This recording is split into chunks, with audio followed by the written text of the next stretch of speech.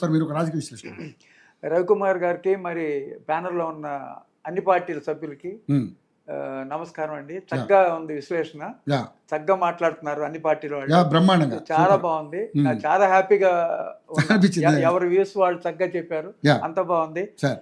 బాబుల్ తుమ్మా గారి దాని మీద నేను మాట్లాడదలుచుకున్నాను. చెప్పండి. బిఫోర్ దట్ మీరు కంపేర్ చేయమన్నారు కదా. అవును, ఎస్ డెఫినెట్లీ కంపేర్ చేయాలి, ఎందుకంటే ఇప్పుడు ఇష్యూ దాని మీదే కదా. చెప్పండి. ఇప్పుడు 2019-24 మధ్యలో యాక్చువల్ గా బ్రహ్మాండమైన మెజారిటీతో 151 సీట్లతో వైఎస్ఆర్సీపీ గవర్నమెంట్ గెలిచింది. జగన్మోహన్ రెడ్డి ప్రమాణ స్వీకారం చేశాడు. అద్భుతమైన పరిపాలన అందిస్తారని, ఒక ఛాన్స్ ఇవ్వండి నేను బ్రహ్మాండంగా చేస్తానని చాలా విధాలైన ప్రామిసులు చేశారు.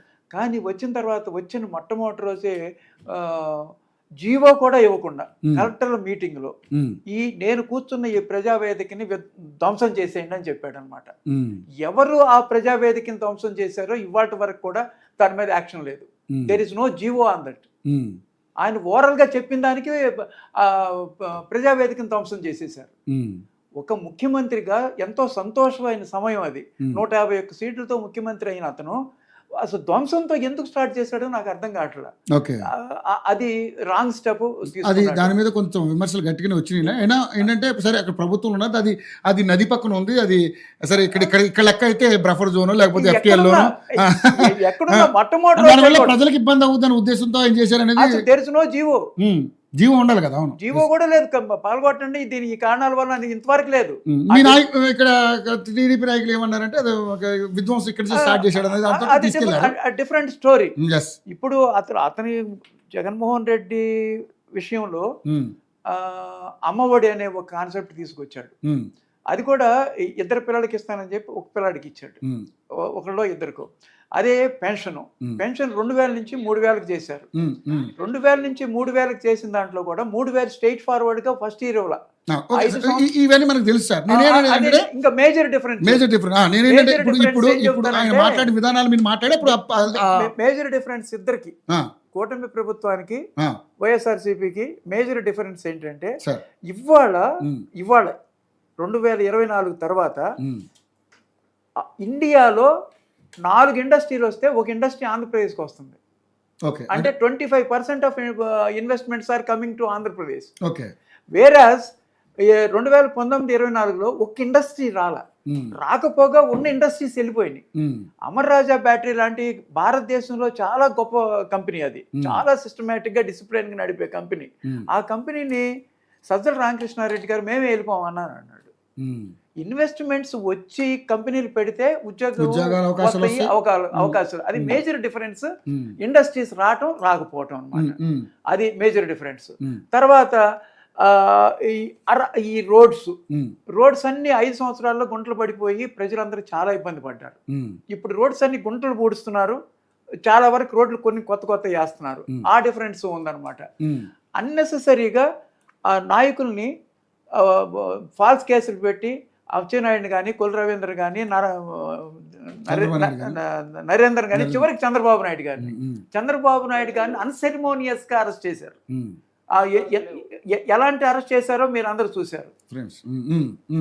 బాబుల్ తుమ్మా గారు చాలా చక్కగా మాట్లాడారు, నాకు చాలా నచ్చింది. వైఎస్ఆర్సీపీ పార్టీని ఆయన కొంచెం సీనియర్ మోస్ట్ చక్కగా మాట్లాడారు. కానీ దాంట్లో కంటెంట్ పాపం ఆయన మైండ్ సెట్ చాలా పూర్తిగా వైఎస్ఆర్సీపీ మైండ్ సెట్ అయిపోయింది. ఆయన వైఎస్ఆర్సీపీ పార్టీలో ఉండదగ్గ వ్యక్తి కాదు ఆయన. ఎందుకంటే చక్కగా మాట్లాడారు. ఎందుకు అనిపించింది, చాలా సౌమ్యంగా చక్కగా విషయం మాట్లాడాడు. కానీ విషయం మైండ్ సెట్ బాగా మావిగన్ అనేదాన్ని. ఇప్పుడు యాక్చువల్ గా జగన్మోహన్ రెడ్డి ప్రెస్ మీట్ గురించి అండి మనం మాట్లాడుకుంటున్నాం. ప్రెస్ మీట్ లో అసలు ఆ ప్రెస్ మీట్ పెడితే ఈ సోషల్ మీడియా అంతా ఎదురు చూస్తున్నారు, ఎప్పుడు ప్రెస్ మీట్ పెడతాడో జగన్మోహన్ రెడ్డి మాకు కంటెంట్ దొరుకుతుంది. లక్షల వీడియోలు వస్తున్నాయి ఆ కంటెంట్ కి. ఎందుకంటే దాంట్లో ప్రజలకు డిస్కషన్ జరుగుతుందో మీకు తెలియదు, మీకు అసలు ఏం తెలియట్లేదండి. నాకు అర్థమైంది దేని గురించి, సోషల్ మీడియాలో చూసి మాట్లాడుతున్నారు. కాదు దేని గురించి జగన్మోహన్ రెడ్డి గారు ప్రెస్ మీట్ ఉండే విలువ ఏంటి, దాని మీద చర్చ. తుమ్మా గారు మీరు దాని గురించి క్లియర్ గా చెప్తారండి. ఏమండి, మావిగన్ అన్నప్పుడే భారతదేశం కాదు ప్రపంచవ్యాప్తంగా అతను ట్రోల్కి గురయ్యాడు. అతను అమాయకంగా మాట్లాడా లేకపోతే ఉద్దేశపూర్వకంగా మాట్లాడా ఎవరికి తెలియట్లా. అసలు రాజధాని అంటే ప్రదేశమా ప్రాంతమా? మావిగాన్ అనేది ఒక ప్రాంతం, ప్రదేశంలో ఉంటుంది రాజధాని. అమరావతి అనేది ఒక ప్రదేశం. అసలు అసలు అది మహానగరం. మీరు చెప్పారు కదా ఇందాక మావిగాను రాజధాని ఇటు గురించి, దాని గురించే నేను క్లియర్గా మాట్లాడదాం అనుకుంటున్నాను. ఎందుకంటే అది ఒక మహానగరాన్ని నిర్మిస్తున్నారు. అసలు రాజధాని అనేది already completed. Secretariat, assembly, high court నడుస్తున్నాయి. పరిపాలన కూడా 2019 నుంచి 2024 వరకే వైఎస్ఆర్సీపీ గవర్నమెంట్ కూడా అక్కడి నుంచే పరిపాలించింది. ఇవాళ మావిగాన్ అనేది తీసుకొచ్చి మచిలీపట్నం, విజయవాడ, గుంటూరు తీసుకొచ్చి అక్కడ ఏం కడదామని already constructed capital plus Guntur, Vijayawada, Mangalagiri, Amaravati మొత్తం కలిపి ఒక మహానగరం లాగా అయిపోయింది. ఆల్రెడీ కన్స్ట్రక్టెడ్ ఇది మహానగరం. ఆల్రెడీ 40 lakhs పాపులేషన్ ఉంది. హైదరాబాదు, సికింద్రాబాదు, సైబరాబాద్ ఎట్లాగ వచ్చిందో అమరావతి కూడా సైబరాబాద్ లాగా థర్డ్ సిటీ అనమాట. గుంటూరు, విజయవాడ ఆల్రెడీ కలిసిపోయినాయి. దాంట్లో చేసేది ఏం లేదు. ఒక్క గజ స్థలం కూడా ఖాళీ లేదు అక్కడ. మధ్యలో ఎవరైనా వెళ్ళి చూస్తే అసలు అది ఒక మహానగరం. ఇంకో నెక్స్ట్ పాయింట్ వస్తే రైతులు అందరి వాళ్ళు బాధపడుతున్నారు అంటున్నారు. ఒక్క రైతు కూడా బాధపడట్లేదండి. 35,000 ఎకరాలు ఇచ్చారు. 31,000 మంది రైతులు 29 గ్రామాలు. ఇప్పుడు వాళ్ళు ప్రధాన ప్రతిపక్షంలో ఉన్నారు సార్. ఆ ఉన్నప్పుడు వాళ్ళు రాష్ట్రం మీద ఎంతో కొంత వాళ్ళకి కొంత పట్టు ఉంటుంది కదా, వాళ్ళు కూడా ఎంక్వైరీ చేస్తారు. నిజమేనండి, నేను ఒప్పుకుంటా. అసలు విమర్శ అనేది కన్స్ట్రక్టివ్ కంపల్సరీగా ఉండాలి. గట్టి ప్రతిపక్షం ఉండి తీరాల్సిందే. ఇప్పుడు ప్రతిపక్షం గట్టిగా లేదు, 11 మంది. వాళ్ళు చేసి ఇంకొక పొరపాటు ఏంటంటే జగన్మోహన్ రెడ్డి అసెంబ్లీకి వెళ్ళిపోవటం. అది చాలా మేజర్ మిస్టేక్ అండి. ఇప్పుడు 2 సంవత్సరాలు అయిందండి, ఒట్టి 2 సంవత్సరాలే కూటమి ప్రభుత్వం వచ్చిన నెలలోనే, కూటమి ప్రభుత్వం వచ్చిన నెలలోనే రాష్ట్రపతి పాలన పెట్టాలని ఢిల్లీలో కూర్చున్నాడు. అసలు ఆయన ఒక్క నెల కూడా సహనం వహించకపోతే ఎట్లాగండి? ఇవాళ మొన్న అధికారం లేకపోవడం తట్టుకోలేకపోతున్నారు. మొన్న తమిళనాడులో ఎలక్షన్ జరిగింది, స్టాలిన్ ఓడిపోయాడు. స్టాలిన్ ఓడిపోయి ఏమన్నాడు? నేను ఒక 6 నెలల వరకు మాట్లాడను. ఆయన ఒక నెలలోనే ఢిల్లీలో వెళ్ళి ధర్నా చేసి రాష్ట్రపతి పాలన పెట్టమన్నాడు. నేను జగన్మోహన్ రెడ్డి గారి గురించే మాట్లాడుతున్నాను. ఎందుకంటే 151 సీట్లు వచ్చి ఆ ఛాన్స్ పోగొట్టుకుని 11 సీట్లకి మారిపోయిన తర్వాత ఆయన మనకి ఎందుకు 11 సీట్లు వచ్చినాయి? ఎక్కడ తప్పు జరిగింది? సమీక్ష చేసుకోవాలా? ఏదో లోపం జరిగి ఉంటుందని అనుకోకుండా ఈవీఎంస్ వాళ్ళకి మేము ఓడిపోయామనే ఒక తప్పుడు ఎక్స్క్యూజ్కి వెళ్ళిపోతే రాజకీయ పార్టీ ఏముంటుందండి? వాళ్ళు ఎక్కడ తప్పు జరిగిందని అనుకోవాలి. ప్రజల కోసం ఈవీఎం అని చెప్పొచ్చు, మేము మంచాళమే కానీ ఈవీఎం మోసం చేశారు మనని అని చెప్పొచ్చు. తనకు తను రియలైజ్ అవ్వాలి ఎక్కడ తప్పు జరిగింది, ఎందుకు మనం 11 సీట్లు ప్రజలు పడగొట్టారు. సమీక్ష చేసుకోవాలి. తను ఇంటర్నల్ గా సమీక్ష చేసుకోవాలి, తన పార్టీ వాళ్ళని కూర్చోబెట్టి సమీక్ష చేసుకోవాలి. ఆ సమీక్ష చేసుకోబోగా తను ఏదంటే మండిపట్టు ఎగోయిస్టిక్ యాటిట్యూడ్కి వెళ్ళిపోతున్నాడు. ఎగో పనికిరాదు రాజకీయాల్లో. ఆ పరిస్థితులను బట్టి, పద్ధతులను బట్టి ఫ్లెక్సిబుల్ గా ఉండాలన్నమాట. ఇప్పుడు అమరావతి అన్నాడు, మావిగాన్ అన్నాడు. మావిగాన్ లో సారాంశం లేదు. బాబుల్ తుమ్మ గారు మావిగాన్ సపోర్ట్ చేశారంటే చాలా తప్పు సార్. ఆయన ప్రెస్ మీట్ లో మెచ్చుకోదగ్గ పాయింట్ ఏదన్నా ఒకటి ఉంటే ఇప్పుడు నేను మాట్లాడేసిన తర్వాత మాట్లాడండి. ఒక్క ప్రెస్ మీట్ కాదండి, ఈ నెలకు ఒకసారి ప్రెస్ మీట్ పెడుతున్నాడు. ఒక్క ప్రెస్ మీట్ లో కూడా ప్రజల కావాల్సింది ఏది పెట్టట్లా, ప్రజలకు కావాల్సింది మావిగాన్ అని ప్రజలు తప్పుగా పట్టిస్తున్నాడు. మావిగాన్ ఏంటి? ఆ రోజు ఎందుకు మావిగాన్ తెచ్చాడు తెలుసా మీకు? ఆ రోజే చట్టబద్ధత వచ్చింది పార్లమెంట్ లో. చట్టబద్ధత వస్తే అమరావతికి ఆయన ఓర్చుకోలేకపోతున్నాడు. అది ఏంటంటే ఆ పండగ చేసుకుంటున్నారు ఆంధ్రప్రదేశ్ ప్రజలందరూ, రైతులందరూ, అమరావతి వాళ్ళు. ఆ పండగ బదులు ఆ మావిగాన్ అని పెట్టేటప్పటికి ఆ టాపిక్ డివియేట్ అయిపోయింది. ఆయనకి అమరావతి అనే వర్డే నచ్చట్లా. ఆయన అమరావతి అనే పదం ఎప్పుడన్నా మాట్లాడా? కాదు బాబుల్ తుమ్మ గారు, నేను కూడా మిమ్మల్ని క్వశ్చన్ అడుగుతాను. బాబుల్ తుమ్మ గారు, ఇప్పుడు అమరావతి రాజధానిగా మాకు ఎటువంటి అభ్యంతరం, రాజధానిగా మాకు అమరావతి ఎటువంటి అభ్యంతరం లేదంటూనే మళ్ళీ ఇలాంటి వ్యాఖ్యలు చేయడం వెనకాల ఏమన్నా అంటే ఏదైనా అంటే దీని వెనకాల ఒక రాజకీయ కుట్ర ఏమైనా ఉందంటారు? ఎందుకంటే ప్రజల్లో నేను కూడా ఉన్నాను అని నిరూపించుకునే ప్రయత్నం చేసే కార్యక్రమం ఏమైనా చేస్తున్నారు. ఎందుకు ఇలాంటి అంటే రాజధాని మీద మీకు నేను ఇందాక కూడా చెప్పాను సార్, అసలు ఆ కాన్సెప్ట్ జరగదు అనే దాని మీద మేము వ్యతిరేకం. అది నేను చెప్తానండి. కాన్సెప్ట్ అనేది జరగని బాబుల్ తుమ్మ గారు, బాబుల్ తుమ్మ గారు ఆ కాన్సెప్ట్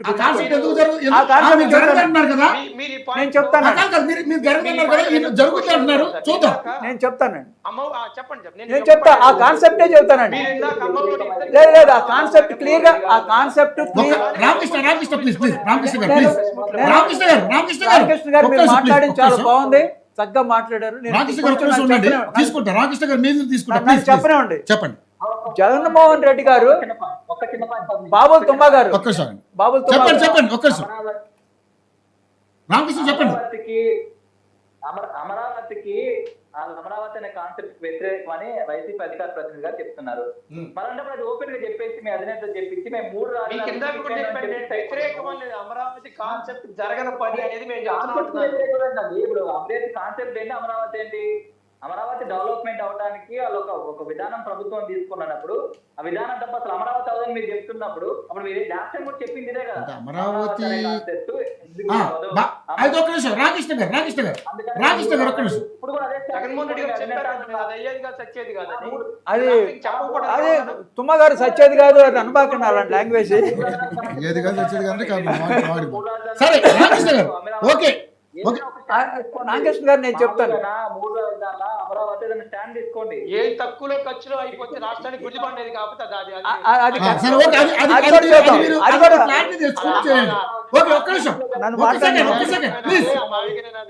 బాబుల్ గారు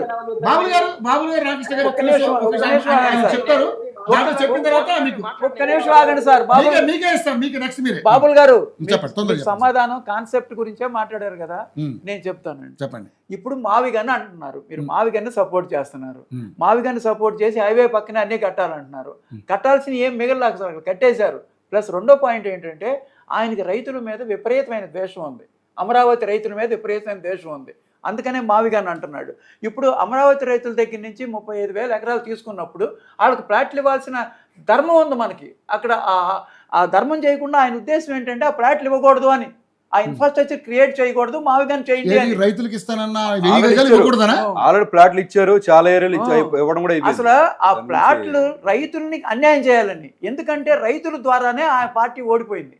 ఆ రైతుల ఉద్యమం 2 సార్లు చేసినందువల్లే ఆ పార్టీ ఓడిపోయింది. రైతులకు అన్యాయం చేయటం వల్లే ఓడిపోయింది. ఇప్పుడు ఆయన ఏంటంటే రైతులను అన్యాయం చేద్దామని అక్కడ ప్లాట్లు డెవలప్ చేయకుండా, ఏమండి చెబుతా విషయం, కాన్సెప్ట్ చెబుతా, రైతులను అన్యాయం చేద్దామనే కదా మావిగాని పెట్టింది. మరి మావిగాని డెవలప్ చేయకుండా అమరావతి ఎట్లా ఉంటుందండి?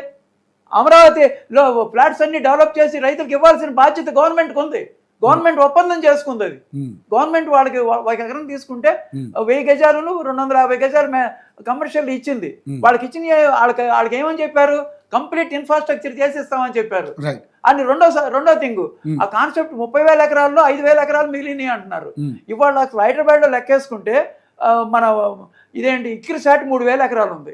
యూనివర్సిటీ ఆఫ్ హైదరాబాద్ 2,600 ఎకరాలు ఉంది. ఉస్మానియా యూనివర్సిటీ 2,000 ఎకరాలు ఉంది. అసలు 4 యూనివర్సిటీలు కడితేనే 10,000 ఎకరాలు అయిపోతుంది. ఈవెన్ ఆ 30,000 ఏకర్స్ చాలదు, అసలు 1,00,000 ఎకరాలు కావాలండి. అది రాజధాని అంటే ఒట్టి సెక్రటరియట్, లేకపోతే ఎంప్లాయీస్ కి హౌసింగ్, లేకపోతే హైకోర్టు, లేకపోతే ఇది కాదండి. ఇది మహానగరం అండి. ఇది మహానగరాన్ని నిర్మిస్తున్నారండి. అవకాశం మనకు వచ్చింది. ఈ మహానగరం ప్రపంచ స్థాయి నగరం అండి. ఎవరి మీద ఒక్క సింగిల్ పైసా బడ్డెన్ లేకుండా, ఆంధ్రప్రదేశ్ బడ్జెట్ నుంచి 5 పైసలు తీసుకోకుండా ఈ మహానగరాన్ని నిర్మిస్తున్నారు. ఆ మహానగరాన్ని మన ఆంధ్రప్రదేశ్ ప్రజలందరూ అదృష్టవంతులు. అలాంటి నగరాన్ని చూస్తున్నాం మనం. ఇవాళ మీరు ఇంత అయింది స్క్వేర్ ఫీట్కి, 55 లక్షల స్క్వేర్ ఫీట్ అని తప్పు చెప్పాడు. అది 69 లక్షల స్క్వేర్ ఫీట్ ఒట్టి సెక్రటరియట్ 5 టవర్స్ కలిపి. అది మొత్తం అసలు 4,700 కోట్లు ఒట్టి స్ట్రక్చర్ మొత్తం. ఇప్పుడు కలిపింది ఏంటంటే వీళ్ళు అద్దాలు అంటున్నారు కదా. ప్రాజెక్ట్ అంతా 2 లక్షల కోట్లు అండి కాదండి, 2 లక్షలు. నేను చెప్తానండి 10,000 కోట్లతో మొత్తం సెక్రటరియట్ కానీ, అసెంబ్లీ కానీ, హైకోర్టు కానీ అయిపోతుంది అండి. 10,000 crores, 350 కిలోమీటర్స్ ట్రంక్ రోడ్స్ ఉన్నాయండి. మొత్తం ఈ ఆర్టీరియల్ రోడ్స్ ఉంటాయి కదా, లేఅవుట్ రోడ్స్, అది దగ్గర కరెక్ట్గా నాకు గుర్తులేదు, ఒక 700 కిలోమీటర్లు ఎంత ఉంది. ఈ రోడ్స్ వాటికి మేజర్గా ఇన్ఫ్రాస్ట్రక్చర్కే అవుతుంది అక్కడ ఖర్చు. మొత్తం ఇప్పుడు 60,000 కోట్ల రూపాయలకి టెండర్స్ పిలిచారు. యాక్చువల్గా టెండర్స్ ఇంకా ఇప్పుడు పిలుస్తున్నారు. ఏది స్ట్రక్చర్కి, ఓన్లీ స్ట్రక్చర్కి టెండర్ పిలిస్తేనే 7,000 రూపాయలు స్క్వేర్ ఫీట్ కి అయింది. ఢిల్లీ పార్లమెంట్ కి 16,000 రూపాయలు అయిందండి. తెలంగాణ సెక్రటరియట్ కి 13,700 అయిందండి స్క్వేర్ ఫీట్ కి. మరి రుషికొండ ఎంత పెట్టారు తెలుసా? 35,000 రూపాయలు పెట్టారు స్క్వేర్ ఫీట్ కి. దాని గురించి వీళ్ళు మాట్లాడట్లా. ఇది ప్రపంచ స్థాయి నగరం. సెక్రటరియట్ ఐకాన్ టవర్స్ 50 అంతస్తులు వేసినప్పుడు దానికి ఖర్చు ఉంటుంది. డయాగ్రిడ్ టెక్నాలజీ, ఆ అద్దాలు ఏంటో తెలుసా? సోలార్ ప్యానల్స్, సోలార్ కూడా ఎలక్ట్రిసిటీ ప్రొడ్యూస్ అవుతుంది దాని నుంచి. ఆ టెక్నాలజీ ఇస్ డిఫరెంట్ టెక్నాలజీ. ఇప్పుడు ఆయన ఏమంటున్నారంటే ఇంత ధనం ఖర్చు చేసి అది అయ్యేది లేదు సచ్చేది లేదు మాట్లాడితే ధనం వేస్ట్ చేస్తున్నారు అసలు అయిపోయిందండి, అయిపోయేది రాకపోవటం ఏంటి? నగరం అయిపోయింది, అది నగరం కన్స్ట్రక్షన్ అయిపోయింది. Right right right. ఏదైనా తెలిస్తే దాని మీద మాట్లాడితే నేను దాని మీద ఏం తెలియాలండి? ఇందా నుంచి మేము ఏదో అనుకున్నా, ఏంటి ఏం తెలియదు, ఏం తెలియదు, మీకేం తెలుసు? చెప్పండి చెప్పండి, ఓకే చెప్పండి. మీకు తెలిసింది చెప్పండి.